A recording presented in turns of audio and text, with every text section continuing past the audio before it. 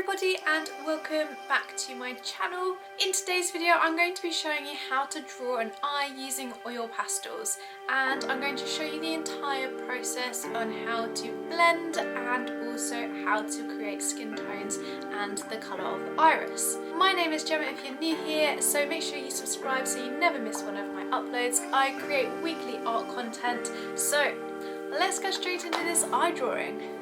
To get started, I sketch out a drawing of an eye, and I'm using a reference of an eye that I found online. I liked how bright and vivid the colours of the iris were, and as usual, I'm using a really light pressure when sketching. To begin my oil pastel work, I'm going to start with building up the different cool tones in the iris.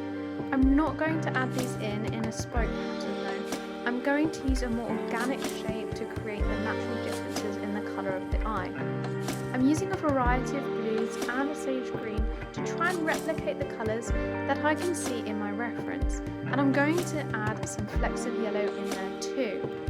I'm using a really old pack of pastels that I own. They're the Daler Rowney 24 pack of oil pastels. When I bought them they were just over £3, and looking online they now sell for just over 10.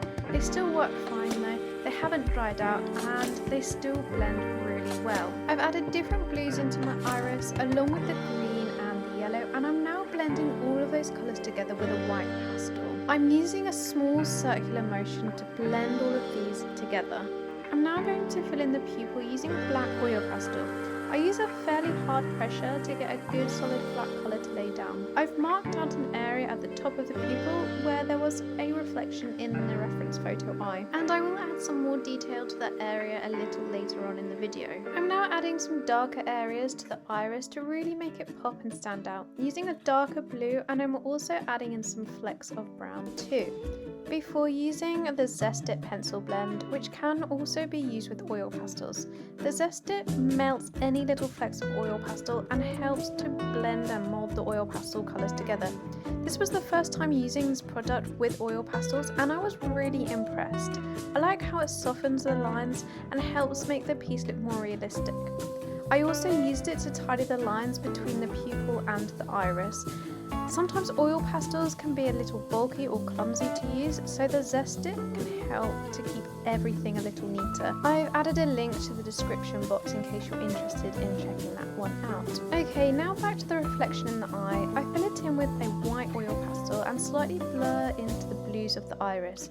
Once I've done that, I darken the area at the top and add some curved black lines on top of the white. I'm now going to make a start on the white of the eye.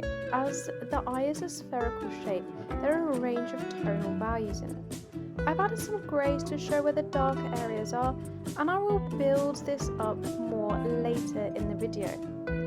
I've also added a really light pink to the inner eye, near the tear duct, and some reds. I will blend all of these out with a white pastel, and then with a piece of paper towel. Paper towel is really useful when using oil pastels, as you can use them to lightly blend your colours together and it creates a really soft finish. Paper towel is also really useful to clean your oil pastels with by wiping the tips to clean off any of the colours that may have contaminated the colour you're using. If you have been enjoying this video, make sure you subscribe. I'm now going to use a yellow ochre oil pastel to start building up the skin tone. I've marked out the waterline and a crease in the eyelid. I'm going to lightly lay down some of this colour across the lid, however I'm going to leave some areas free of oil pastel where the highlights are, and I will come back to those areas later. To build up the tones of the skin tone, I'm going to use the burnt sienna, as the skin in the reference photo has a warm tone to it, especially on the upper eyelid. The bottom lid is cooler in tone, so I'll add less of the yellow ochre in that area. And again, I'm going to blend all of that out with a white pastel, the Zest It, and a paper towel. And I continue to build the skin tone up until I have a good range of tone. Some of my lines from the oil pastel are still visible on the upper eyelid, however I will be blending those out later.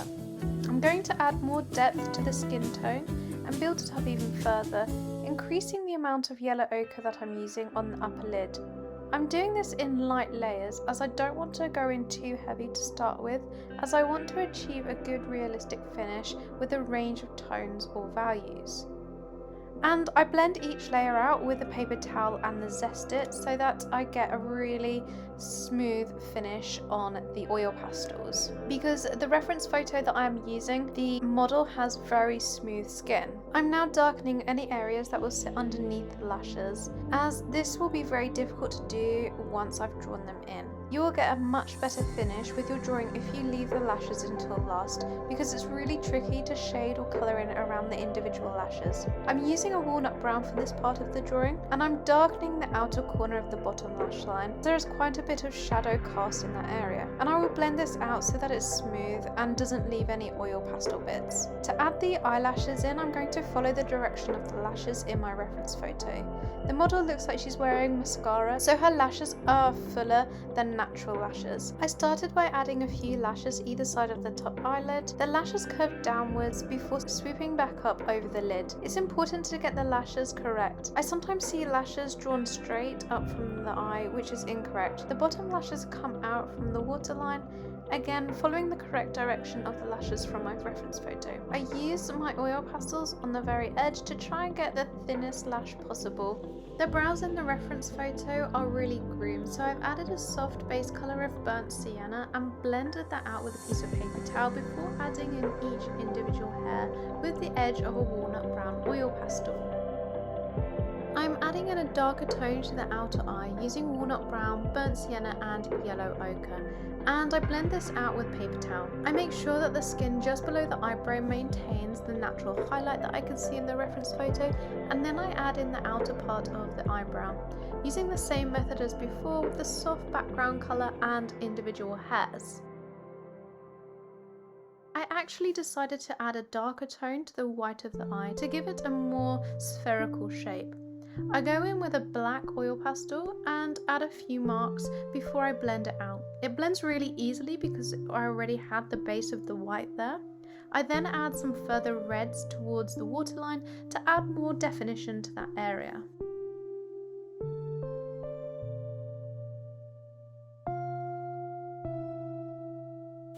So there you have it, that was my oil pastel eye using those really old oil pastels, and they still worked okay. I really like using oil pastels. They are one of my favourite mediums. I really like how they blend together, and I'm really pleased with the final outcome. I'm going to continue using the oil pastels in my own work because it is a medium that I really enjoy using.